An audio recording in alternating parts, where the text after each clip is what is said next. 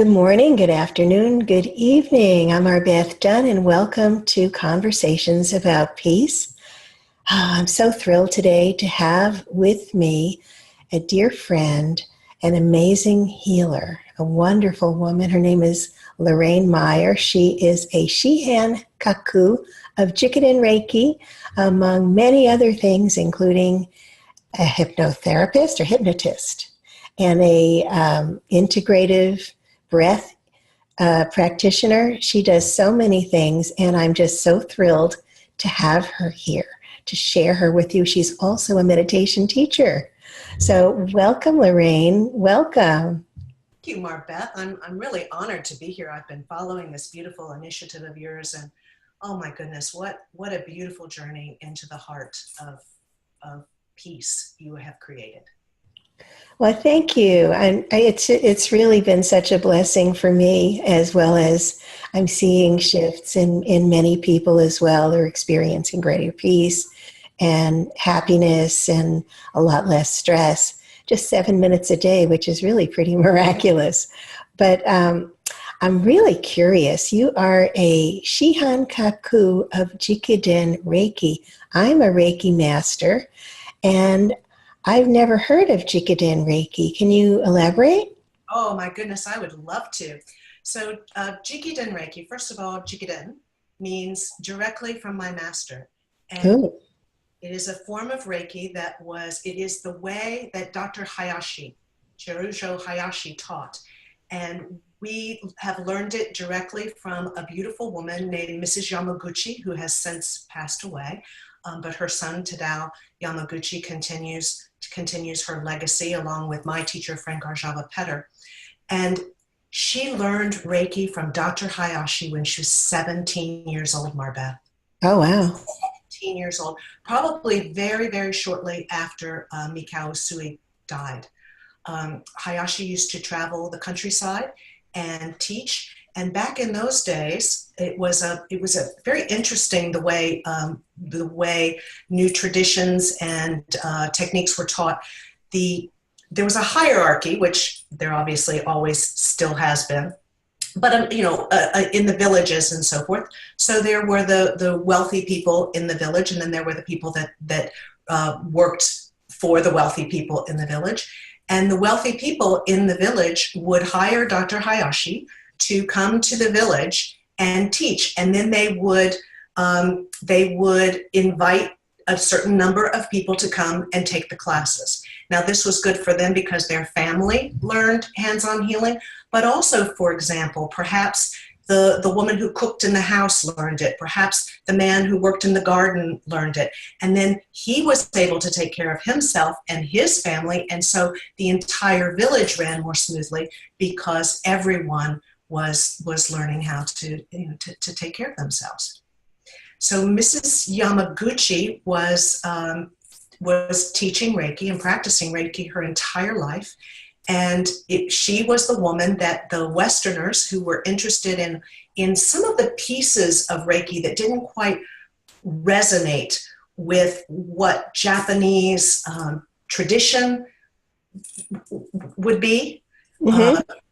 They went looking for answers, and those answers had not been hidden on purpose. The practice in Japan had really gone underground after World War II because the United States came in, and during the occupation, I say we meaning the United States, shut down, not you and I would never do this, No.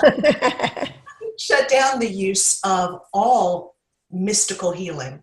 Hands-on healing, tinctures, anything that wasn't Western medicine.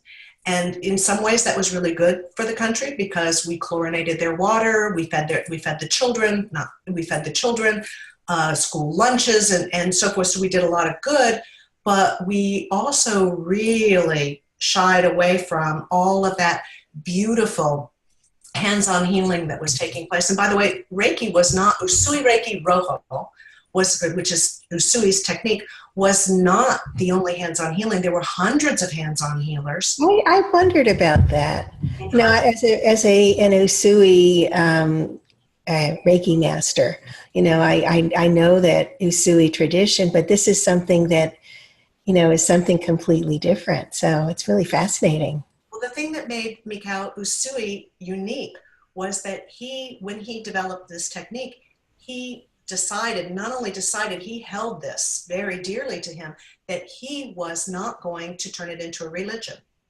And most of the other hands-on healing, not all of them, I haven't done that kind, the research that in depth, but had some kind of religious ceremony around what they did, or certain prayers, or certain way you had to live or be, and so forth. And Usui didn't do that. Usui really knew from the very beginning that he wanted this technique, this hands-on healing, to be something that anyone and everyone from all walks of life, from all spiritual beliefs, from all nationalities could embrace. That's beautiful. So it became universal. Absolutely. And honestly, thanks to Mrs. Takata.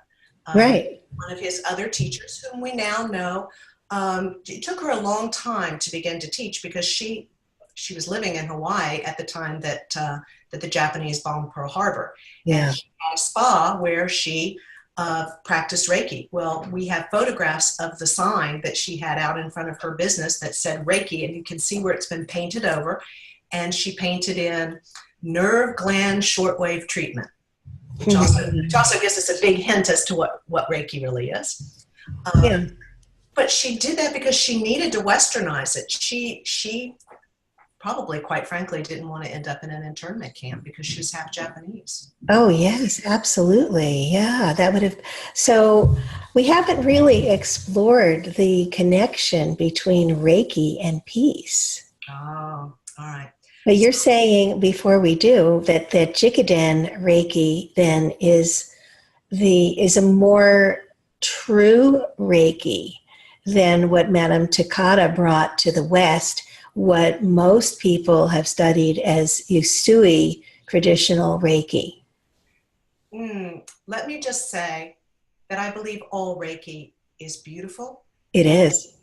And Reiki as a word means Rei, universal key, life force, when it's usually translated. If we take each of those elements of the Ganji that creates Reiki and we break it down, what we actually get is the blessings of the heavens raining down on the human being, who is the vessel, who is the Miko. And the Miko were young women who were able to translate the messages of the gods. And so we as practitioners act as those translators when we download or receive those blessings of the heaven, and then we share them. And the bottom piece, the key, is how we share them. We share them invisibly. And what are we sharing? I love this piece, the final piece, the piece that looks like a cross with 4 little edges coming off of it. That's the Japanese symbol for komi. It's called komi, and it means rice, which also means energy. Beautiful. And that totally makes sense. So we're sharing the energy, the blessings of the heavens.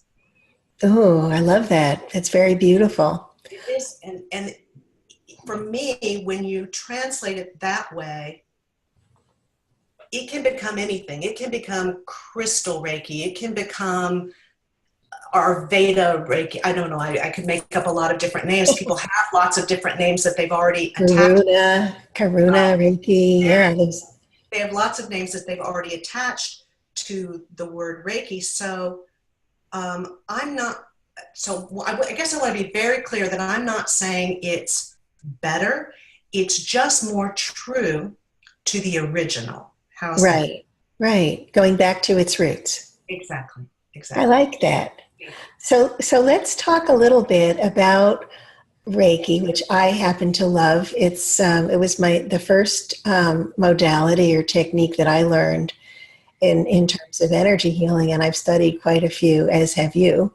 And I find that it's part of everything that I do, because it's such a part of me.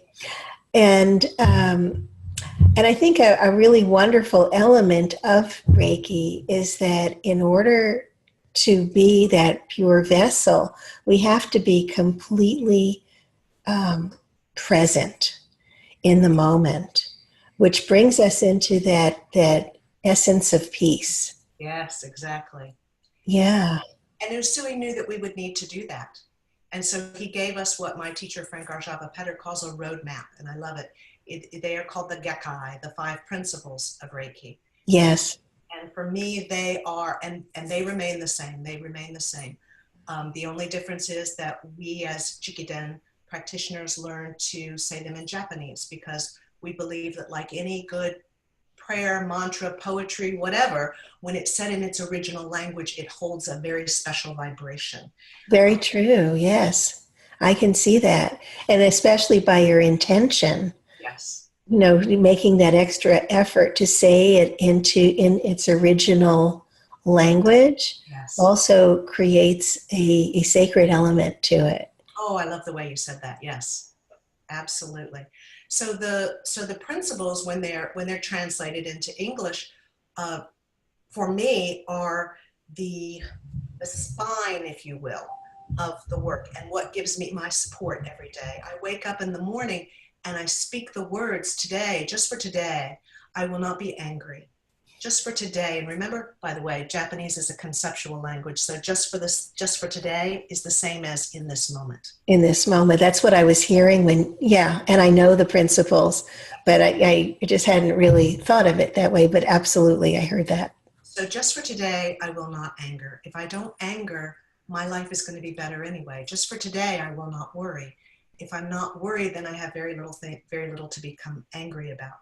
Just for today, I will do my work honestly. If I am honest and if I'm in my integrity, then I'm not going to get in any trouble. There don't have anything to be worried or angry about. So it's really good advice. Just for today, I am grateful. Just for today, I do my work honestly. Just for today, I am grateful. And just for today, I honor all living beings. And there's the peace. Yes. If I am in a place where I am honoring all living beings, how can I be angry? How can I be worried? How can I be anything less than grateful? How can I be anything less than what you just presented, which is that beautiful heart-centered self? Yeah, no, it's a beautiful thing. I think And so. to live by that every day is a very beautiful thing. I love that.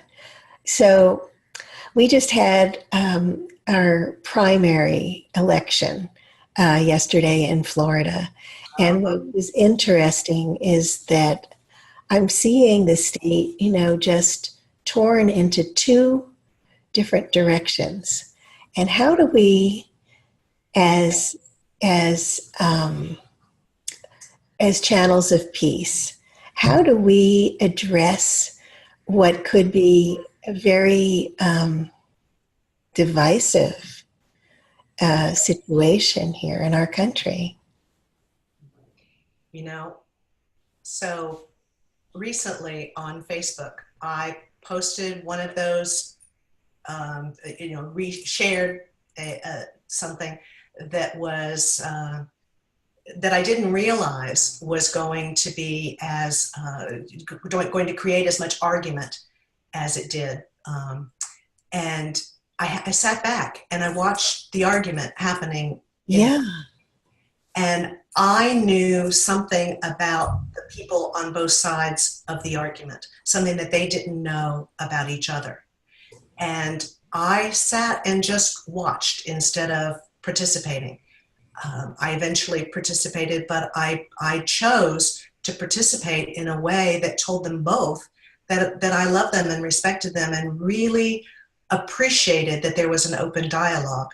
So my opinion of what you're asking is that when we are in a situation where everyone around us is somehow at odds, the best thing that we can do is exactly what you're creating here, MarBeth, is a time for us to find ourselves in meditation, in quiet, in peace, allowing peace to settle into our hearts, allowing that intention. I love that you use intention so often in these meditations and interviews, to radiate out to others. So I'm not really so sure that it's that we need to do anything. I think sometimes it's the not doing that's far more powerful. I agree. It's the being. The being. Oh, When we are peace and we radiate that out, then we're creating a space for dialogue. We're creating a space for collaboration. absolutely. And we're helping other people to move beyond their fight or flight mode. You know, when something's not going your way, especially politically, we go into fight or flight. We want to either fight with the other person, or we want to run away from the circumstances and move to another country. And I know. You know, right after the election, when Trump was elected, I'm very empathic. So if there's a lot of energy in the air, I will feel it. And I felt depressed. I felt anxious. I felt so uneasy. And I forgot to ask, is this mine? It wasn't. But it went on for about a week or so. And then when I asked, is this mine? And I received that no. It's like, oh, yes. There's a lot of hurt. There's pain. There's grief. There's fear. And there's anger, all of these emotions. And so what I did was I dropped into my heart and I radiated peace at everyone who was experiencing all those emotions. And I immediately felt very peaceful. And so I think that we need to remember that, no matter what's going on, we need to find that center and really radiate that peace. absolutely. So important. Absolutely, and thank you for sharing that, because I think that's a great example to those who are listening and looking for tools, that just asking, is this mine? Is this mine? In my classes, I sometimes talk about, especially when I lived in Miami, being in traffic, and I'd be feeling fine. There was a little bit of traffic, and I was on time, and everything was fine. And then I'd be sitting at a stoplight, and all of a sudden, I would just have this feeling like, oh, I just, somebody's not letting me go. I'm not getting my turn or something. And inevitably, if I had the presence of mind to look around, I would see that somebody in the car next to me or the car behind me was on their cell phone yelling at somebody, or people were fighting in their car or something. And I go, oh, yes, not mine. Yeah. You laugh. Laughter is the best medicine. Well, and then also, because there are so many of us, the population has just been growing exponentially. Then, our energy fields all overlap, and we are energy, so it's so easy to pick up other people's energy, so I think that really is so key. Is it mine? And if it's not, say, thank you, and just push it out and radiate peace and love to whoever it is. Whoever belongs to that. Beautifully said. Beautifully said. I love that. Thank you. I needed that. Yeah. So you are a Reiki master, but you're also so many other wonderful. I don't want to say you are these other techniques, but you practice these other techniques. You're a meditation teacher. You're going to be leading a meditation, and I'm so looking forward to it. And you're a hypnotist, and also you're using the integrative breath work. But tell me, what started you on your healing journey? Okay. So first of all, I am lucky enough to have been born as you were, as I understand, with a parent or a grandparent. I had both, who had a spiritual possibilities as part of the way that they lived their lives. There were psychics in my family, is what I'm trying to say. Right. My grandmother. There you go. And so I grew up doing all kinds of fun, funky things that other kids didn't do. I remember levitating little girls at slumber parties, showing girls how to levitate each other at slumber parties when I was in fourth grade. So, so I had an unusual background, but I really did always see myself as a teacher of lots of different things. I was a ballet teacher. I was a Montessori teacher. I've, lots of teaching in my background. But one night I was in it went right out of my head. I was in a karate class and I twisted my ankle, and the handsomest Peruvian karate teacher came over and said, "Would you like me to give you Reiki?" And I just looked at him and I thought, I don't know what Reiki is, but you can give me anything you want. And he wrapped his hands around my ankle, and all of a sudden there was this sensation. And it was you know what? I never thought of it this way, MarBeth, but it was a sensation of peace. It was a sensation that someone else wanted me to go to come out of the place of suffering and into a place of peace. I never thought of it that way. Yeah, beautiful. And the next thing I knew, he said, I got to get back to class. You'll probably be a little, you might have a bruise or a little soreness, but this is going to go away really fast. And so I went ahead and went home, and the next day there was no bruising, there was no pain. The ankle was fabulous, and I completely forgot about it until a couple years later. I was in a yoga class in Miami, and there was a sign on the bathroom door that said there was a Reiki class, and I thought, that I'm going to go find out what that was that gentleman did for me a year ago. And from the first day that I discovered Reiki, I also discovered an enhanced intuition within myself, the ability to... Me too. It was really interesting. It unlocked something within me. Exactly. Yeah. It even changed me. It changed me so completely that I didn't even know.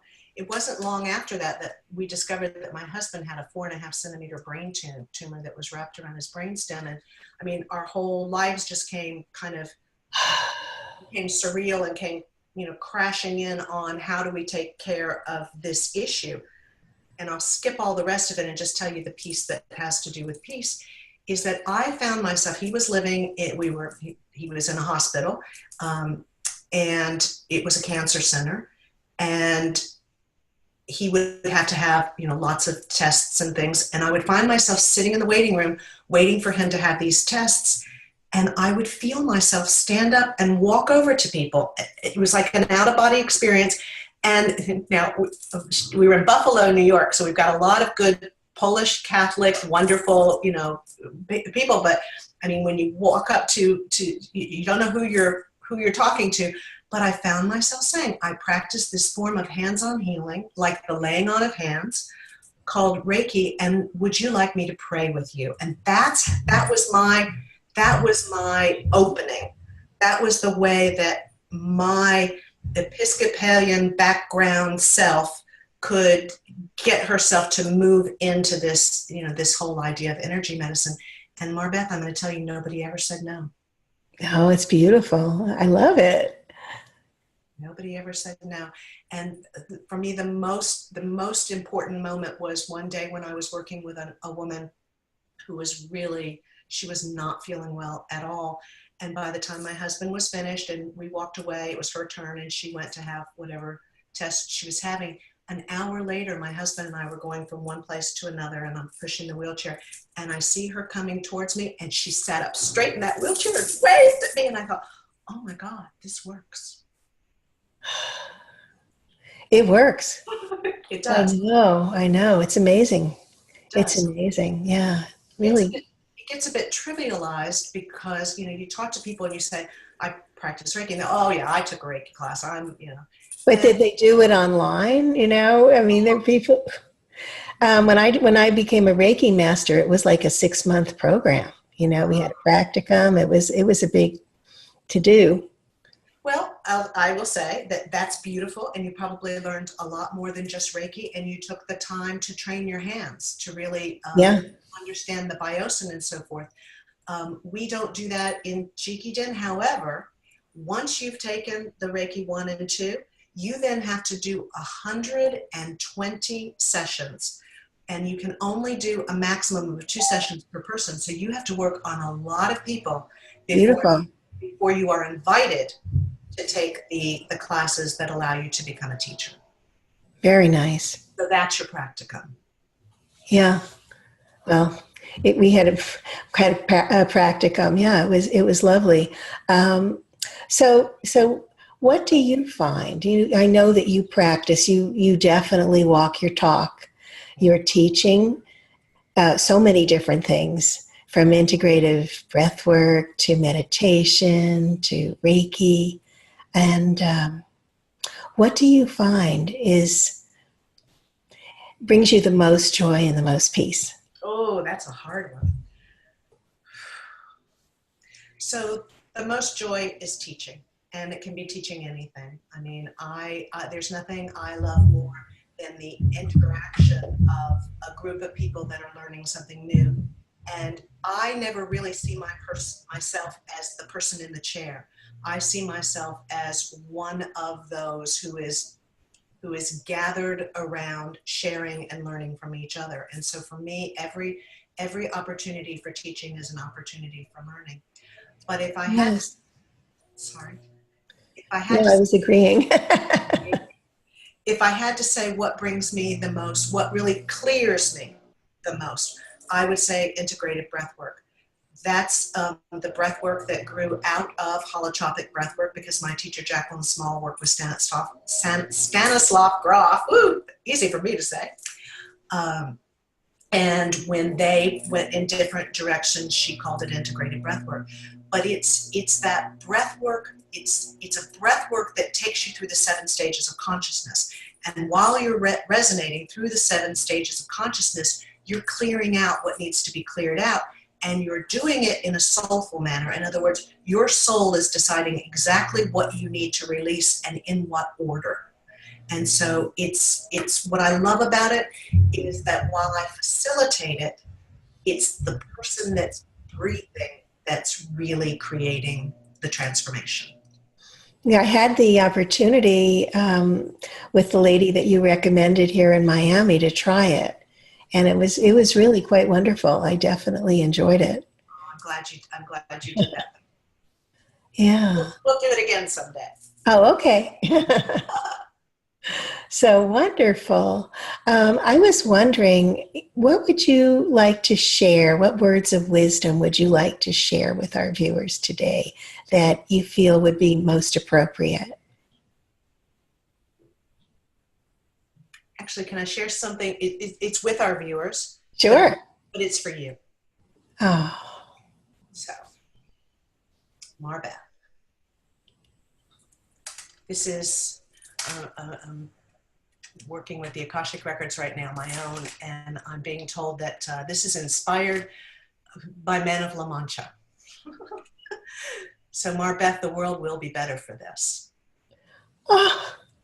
That one man, one woman, one person scorned and covered with scars, whether those scars are small or large, whether that scorn has gone deep or just scratched the surface, still strives with their last ounce of courage, and courage is the opposite of fear. We will reach the unreachable stars, that stardust where peace resides. Wow. Wow. Thank you. It's really very profound. Thank you. Thank you. I'm going to go out and chase some windmills. All right. Yeah, well, this has been divinely inspired. It certainly didn't come from me. I just woke up one day and was like, I have to do this. And I was given, less than 2 weeks to put it together. So, can we extend the date? Nope, has to start May 7th. So that was the beginning. Wow. And have not been given an end date yet. So I saw that today. I was so excited to see that you said you're going to extend this past the summer. Oh, yes. And we have not been given an end date. I actually have almost all of our guest hosts, meditation hosts, booked through September. We're into October. So, it really is so exciting for me.